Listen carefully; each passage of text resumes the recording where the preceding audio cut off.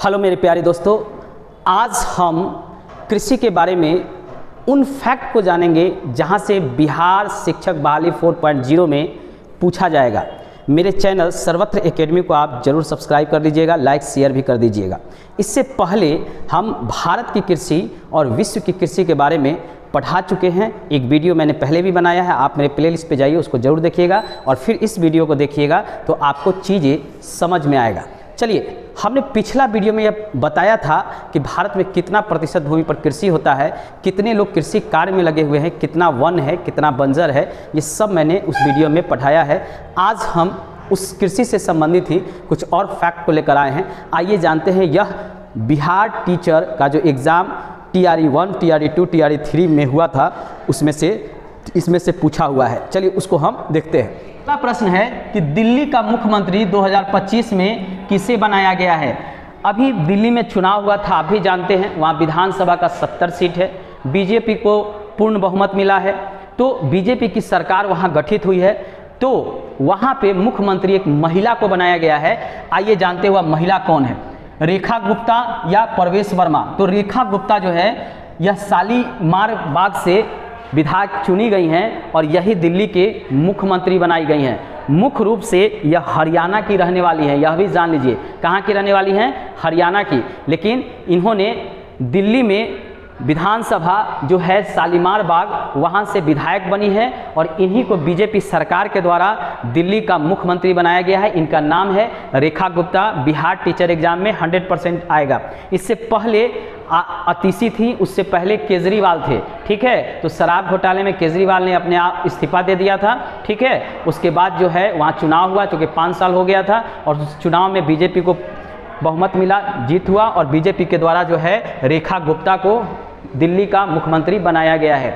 अगला है, उड़ीसा का स्थानांतरित कृषि कौन सा है। तो याद रखिए, उड़ीसा में पोडू, ठीक है, याद रखिएगा, उड़ीसा में स्थानांतरित कृषि को कहा जाता है पोडू। पेडा जो है, यह जो है महाराष्ट्र का स्थानांतरित कृषि है। महाराष्ट्र में स्थानांतरित कृषि को पेडा कहा जाता है। बेबर और दहियान, यह मध्य प्रदेश में नाम दिया गया है स्थानांतरणीय कृषि को। और दीपा जो है बस्तर में होता है। कहाँ पे होता है? बस्तर कहाँ है? छत्तीसगढ़ में। याद रखिएगा, बस्तर कहाँ है? छत्तीसगढ़ में, ठीक है। तो ये स्थानांतरित कृषि के नाम है, याद रखिएगा, पूछा गया प्रश्न है। यह BPSC TRE 3.0 में पूछा गया है। पूछे पोडू कहाँ का स्थानांतरित कृषि है, तो उड़ीसा और आंध्र प्रदेश में भी पोडू स्थानांतरित कृषि होता है। पेडा महाराष्ट्र में होता है, बेबर और दहियार मध्य प्रदेश में होता है, दीपा छत्तीसगढ़ में होता है, बस्तर में। ये स्थानांतरित कृषि के नाम है। अगला है, बोरिंगा स्थानांतरित कृषि किस राज्य में किया जाता है। तो ए में है उड़ीसा, बी में है महाराष्ट्र, तो ये किया जाता है उड़ीसा में। ब्रीगा स्थानांतरित कृषि, जिसको बोरिंगा भी कहते हैं, यह उड़ीसा में होता है।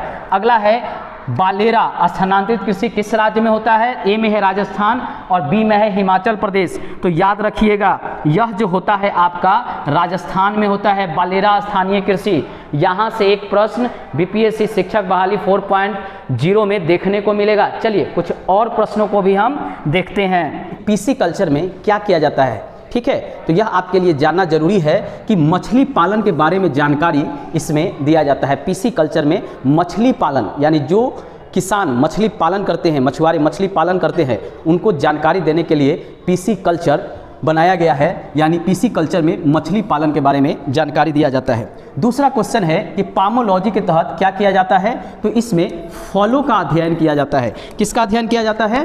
पामोलॉजी के तहत फलों का अध्ययन किया जाता है। याद रखिएगा, पामोलॉजी के तहत फलों का अध्ययन किया जाता है। हम इसको ट्रिक से भी देखेंगे। पहले हम प्रश्नों को देखते हैं, फिर उसके उत्तर को देखते हैं। अगला प्रश्न है कि उत्तर भारत में शीतकाल में उपजाई जाने वाली चावल की फसलों के स्थानीय नाम क्या है। देखिए, ये प्रश्न पूछा हुआ है, यह प्रश्न जो है आपके एग्जाम में आया हुआ है।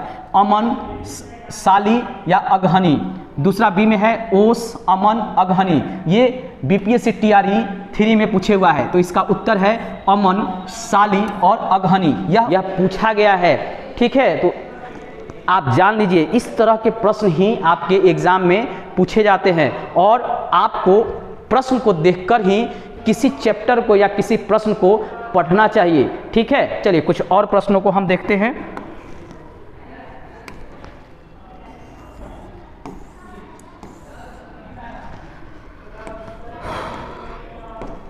अगला है फलों एवं सब्जियों की खेती कहलाती है, क्या कहलाती है? फलों एवं सब्जियों की खेती क्या कहलाती है? यह बीपीएससी टीआर 2 में पूछे हुआ है, याद रखिए।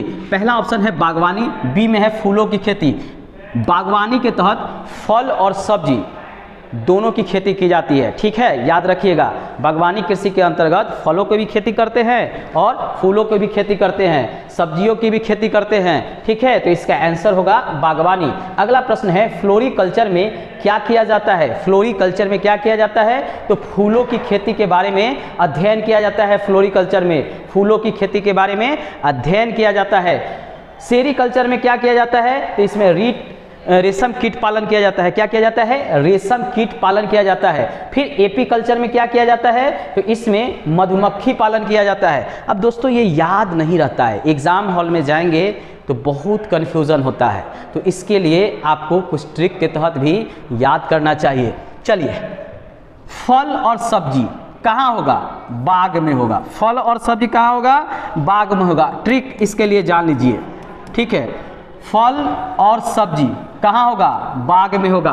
बाग याद है तो बागवानी। ठीक है, आप जानते ही हैं घर में क्या करता है लोग, बागवानी करता है। ठीक है, छोटे से जगह में फल फूल सब्जी सब उपजा लेता है, तो इसको याद करने का यह ट्रिक है। फ्लोरीकल्चर में फूलों की खेती होती है, तो फ्लोरी से फूल, फ्लोरी फूल, फ्लोरी फूल, याद रख, दोनों फ शुरू हो रहा है, फ्लोरी फूल, तो इसको आप इस ट्रिक से याद कर सकते हैं। ठीक है, आगे है सेरीकल्चर, इसमें रेशम कीट पालन का अध्ययन किया जाता है। तो सेरीकल्चर, सेरी रेशम, आप देखिए सेरी रे, सेरी लास्ट में क्या आ रहा है? री आ रहा है, तो रे से रेशम, याद रखिएगा। सेरी अगर र ले लेते हैं तो इससे होता है रेशम। ठीक है, तो इसका अर्थ है कि रेशम कीट पालन जो है सेरीकल्चर के तहत किया जाता है। अगला है एपी कल्चर।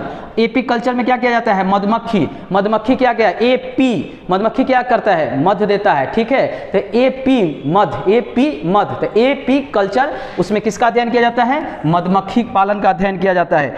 आइए हम कुछ और प्रश्नों को देखते हैं जो हमारे लिए काफ़ी इंपॉर्टेंट है। चलिए, नेक्स्ट प्रश्न है तुग्या कहाँ की स्थानांतरित कृषि है? देखिए, ये प्रश्न जो है पूछे हुआ है कि तुग्या कहाँ की स्थानांतरित कृषि है। पहले तो ये जान लीजिए कि स्थानांतरित कृषि क्या होता है। ठीक है, तो देखिए, जहाँ पर जंगल होता है, वन होता है, वहाँ पे किसान क्या करते हैं कि जंगल को साफ करते हैं। मान लीजिए ये जंगल है, ठीक है, यहाँ पे पेड़ पौधा है। ठीक है, अब यहाँ खेती योग्य भूमि को बनाने के लिए किसान क्या करते हैं कि इस जंगल की सफाई करते हैं। क्या करते हैं? इस जंगल की सफाई करते हैं। ठीक है, इस जंगल की सफाई करते हैं किसान, और सफाई करने के बाद क्या करते हैं? इसको साफ करने के बाद यहाँ पर कृषि कार्य करते हैं। ठीक है, और 1 साल तक यहाँ खेती किया जाता है। 1 साल के बाद इस जगह को छोड़कर फिर अगले वन को साफ किया जाता है कृषि करने के लिए। ठीक है, इसको पूर्वी भारत में झूम कृषि भी करते हैं, लेकिन अलग अलग राज्यों में, अलग अलग देशों में इसे अलग अलग नाम दिया गया है। इसी को हम यहाँ स्थानांतरित कृषि के रूप में जानते हैं। तो तुग्या स्थानांतरित कृषि यह होता है आपका म्यांमार में। ठीक है, म्यांमार भारत का सटा हुआ पड़ोसी देश है, पहले इसका नाम बर्मा था। यहीं पर तुग्या जो है स्थानांतरित कृषि किया जाता है, यह नाम है। ठीक है, अगला है मोटे अनाज को चमत्कारी अनाज या भविष्य का फसल क्यों कहा जाता है? मोटा अनाज। अब मोटा अनाज में क्या आएगा, पहले यह जानना आपके लिए जरूरी है। ज्वार, बाजरा, मक्का, ये सब मोटे अनाज के तहत आते हैं। खासकर उन क्षेत्रों में मोटे अनाज की खेती होती है जो शुष्क है, जहाँ पानी कम होता है, यानी वर्षा कम होता है। ऐसे क्षेत्रों में अधिकतर मोटे अनाज को उपजाया जाता है, क्योंकि वहाँ की मिट्टी उपजाऊ कम होती है। ये प्रश्न जो है वह पूछा गया है आपका बीपीएससी टीआर 2.0 में। इसका ऑप्शन है पहला, सूखा सहिष्णुता फसल है, यानी सूखा सहने की क्षमता है। प्रोटीन, फाइबर, विटामिन और खनिज जैसे पोषक तत्व भरपूर होते हैं। ऑप्शन में यह दिया हुआ है। अगला है सॉल्यूबल फाइबर, कैल्शियम आयरन की मात्रा अधिक होती है। देखिए जो आपका मोटा अनाज है उसमें तीनों होता है, तीनों यह गुण पाए जाते हैं, इसीलिए कहा जाता है गेहूं और चावल के विकल्प के रूप में मोटे अनाज को भी अपनाया जा सकता है और इसमें भी आत्मनिर्भर हो सकता है, इसीलिए भारत सरकार इसको प्रोत्साहित कर रही है। ठीक है, यह इसीलिए क्वेश्चन पूछा था। चलिए हम कुछ और प्रश्नों को लेते हैं।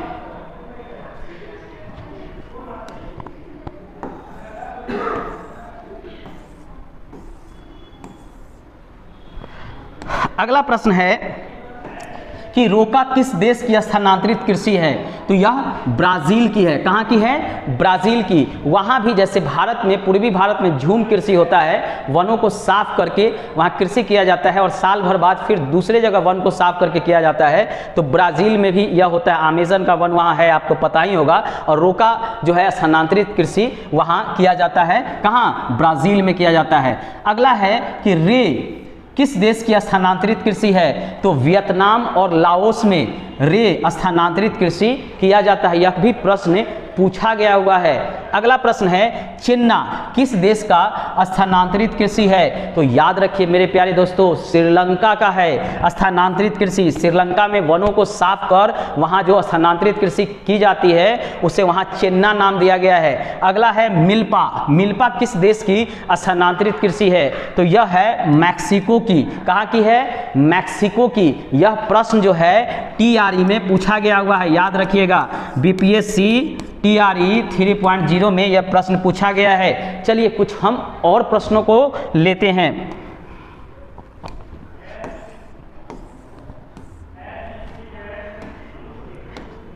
अगला है कि खील किस राज्य का स्थानांतरित कृषि है?